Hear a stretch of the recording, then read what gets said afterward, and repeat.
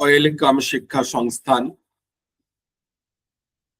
কিছুদিন আগে অর্থাৎ 11ই April West Bengal public service commission একটি শর্ট অ্যাডভার্টাইজমেন্ট করেছে যে আগামী দিনে পশ্চিমবঙ্গের ডায়েট কলেজ অর্থাৎ district institute of education and training, এই যে ডায়েট কলেজ, এই ডায়েট কলেজে পার্মানেন্ট অধ্যক্ষ পদের নিয়োগের তথা প্রিন্সিপাল পোস্টে নিয়োগের নোটিফিকেশন ডিটেলস হতে চলেছে, ফর্ম ফিল আপ হবে এবং তার রিক্রুটমেন্ট হবে। তো এই নিয়ে আমরা এর আগে ভিডিও করেছি, তো সেখানে প্রচুর স্টুডেন্টের প্রচুর ক্যান্ডিডেটের কোয়ারি ছিল যে স্যার এই নিয়ে যদি ডিটেলসে কিছু বলেন। তো তাই আজকের আমরা এই ক্লাসে ভিডিওতে আলোচনা করব যে কারা মূলত পার্টিকুলার এই প্রিন্সিপাল পোস্টের জন্য এলিজিবল হন, মূলত এর প্রসেস কি থাকে, এর বয়স কত, এর একাডেমিক কোয়ালিফিকেশন কত, এর স্যালারি কত, কি কি ব্যাপার রয়েছে, এই ডিটেলসটা কিন্তু আমরা পড়ব, আজকের এই ক্লাসে আলোচনা করব। তো প্রথমত জানাই যে পিএসসি 11 এপ্রিল জানিয়েছে একটা শর্ট নোটিশ দিয়েছে। শর্ট নোটিশটা কি দিয়েছে বলছে, information in details regarding vacancy, submission of application forms, fees, closing date and others will be available shortly in the commission website এত। ঠিক আছে, এগুলো ডিটেলসে আসতে চলেছে, এখনো পর্যন্ত ডিটেলসে আসেনি।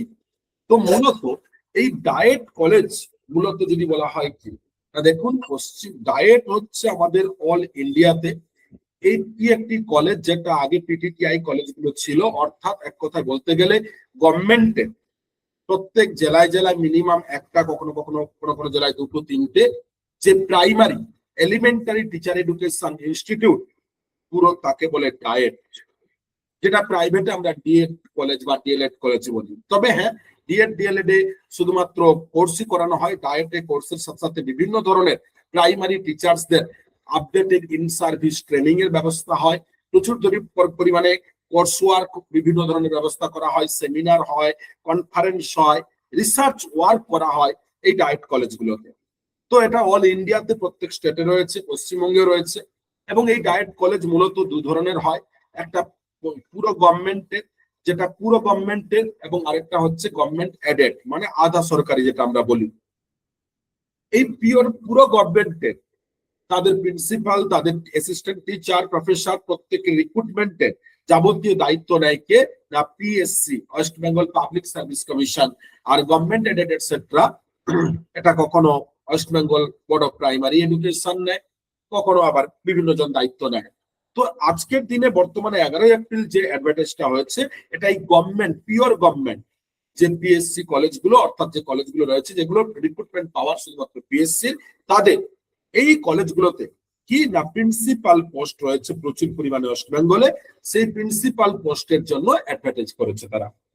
তো এইবারে আসি, তাহলে এই প্রিন্সিপাল পোস্টের প্রথম কথা হচ্ছে কবে নাগাদ ফর্ম ফিল আপ। না এখনো পর্যন্ত পিএসসি ডাইরেক্ট কিছু বলেনি, শর্ট নোটিশে বলেছে যে আমাদের ওয়েবসাইটটা চেক করুন, অর্থাৎ ওয়েবসাইট ফলো করুন। এই যে ওয়েবসাইট psc.gov.in, এই ওয়েবসাইট চেক করতে বলছে মাঝে মধ্যে, এবং এই ওয়েবসাইটেই পুরো ডিটেলস, কবে ফর্ম ফিল আপের শুরু, কবে শেষ, ফিস কত, কি প্রসেস রয়েছে সেখানে তারা আপলোড করবে ফুল ডিটেলস নোটিফিকেশন।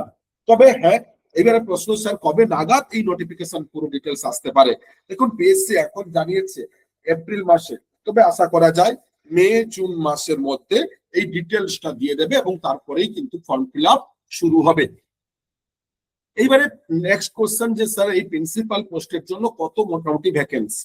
না এখনো পর্যন্ত জানায়নি ঠিকই কত ভ্যাকেন্সি, তবে ভ্যাকেন্সি আশা করা যাচ্ছে ভালোই হবে, কারণ ম্যাক্সিমাম গভর্নমেন্ট ডায়েট কলেজে প্রিন্সিপাল নেই, তাই এখনো পর্যন্ত কিন্তু সিট জানায়নি, বাট জানিয়ে দেবে।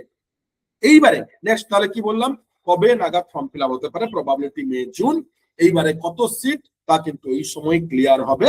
তবে কারা প্রিন্সিপাল পোস্টের জন্য এলিজিবল হয় ওটা ওরা জানায়নি, কিন্তু সাধারণত আগের কেসে দেখা গেছে যে যাদের এমএড আছে, এই এমএড ডিগ্রিটি বিএড করার পরে হয়, এমএড ডিগ্রি আছে এবং এলিমেন্টারি টিচার এডুকেশন তথা প্রাইমারি সেক্টরে আপনি পড়িয়েছেন, কিংবা ডায়েট কলেজে পড়িয়েছেন, কিংবা ডিএলএড কলেজে পড়িয়েছেন।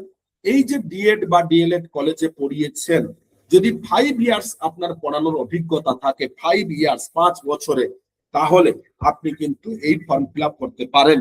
তবে সাধারণত ক্ষেত্রে বয়স জেনারেল ক্যাটাগরি এজ 42 ইয়ার্স ধরা হয় এবং ওবিসি রিল্যাক্সেশন যেমন হয় 45 3 ইয়ার্স, এসসি এসটি 47, এরকমই হওয়া উচিত বা এটা হয়। এবারে এরা কি করবে এখনো পর্যন্ত বলেনি। তাহলে আমরা দেখলাম কিসের পোস্ট বা প্রিন্সিপালের পোস্ট, কিসের না গভর্নমেন্ট, একদম সরকারি, এবং তার জন্য কি দরকার, কোয়ালিফিকেশন কি না এমএড এবং 5 ইয়ার্স এক্সপিরিয়েন্স এলিমেন্টারি তথা প্রাইমারি স্কুলে কিংবা ডায়েট বা ডিএড এবং প্রাইভেট ও গভর্নমেন্ট হোক, এবং এজ কত আমরা দেখলাম। এইবারে বিষয় হচ্ছে যে স্যার এর প্রসেস কি, অর্থাৎ কিভাবে রিক্রুটমেন্ট হয়। তা দেখুন, রিক্রুটমেন্টের প্রসেস ডায়েটের চেঞ্জ হতে থাকে।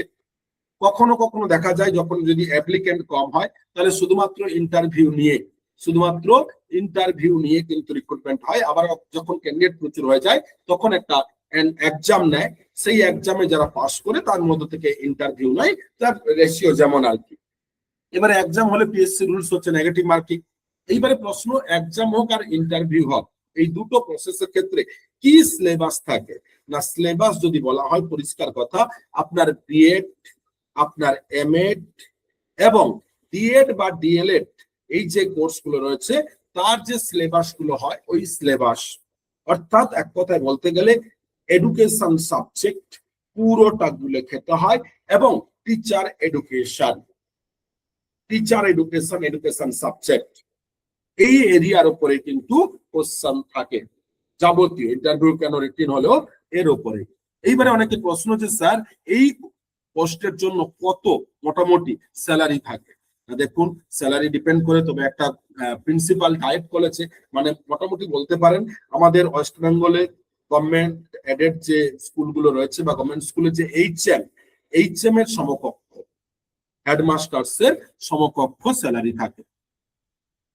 ঠিক আছে, তার মানে আজকে আমরা আলোচনা করলাম ফুল ক্লিয়ার। এরপরে আমরা ডায়েটে নতুন কোন রকম ভাবে পিএসসি আপডেট করলে আমরা অবশ্যই ভিডিও নিয়ে আসবো। এছাড়া বিভিন্ন মাঝে মধ্যে এই বিষয়গুলো নিয়ে যদি কিছু আমরা নোটিফিকেশন ডেটা ইনফরমেশন পাই অবশ্যই ভিডিও নিয়ে আসবো। তার জন্য টিচিং রিলেটেড এমএড হোক, প্রিন্সিপাল হোক, DIET assistant professor, CSC, SSC, SLST, upper primary TET, JTET, Bihar TET, যাবতীয় সিটেট টিচিং রিলেটেড যাবতীয় তথ্য আপডেট পাওয়ার জন্য অবশ্যই আমাদের চ্যানেলটিকে এখনো যারা সাবস্ক্রাইব করেননি সাবস্ক্রাইব করুন এবং নোটিফিকেশন বার অন করুন, যাতে প্রতি মুহূর্তে আপনারা আপডেট ভিডিও পেতে পারেন। ধন্যবাদ।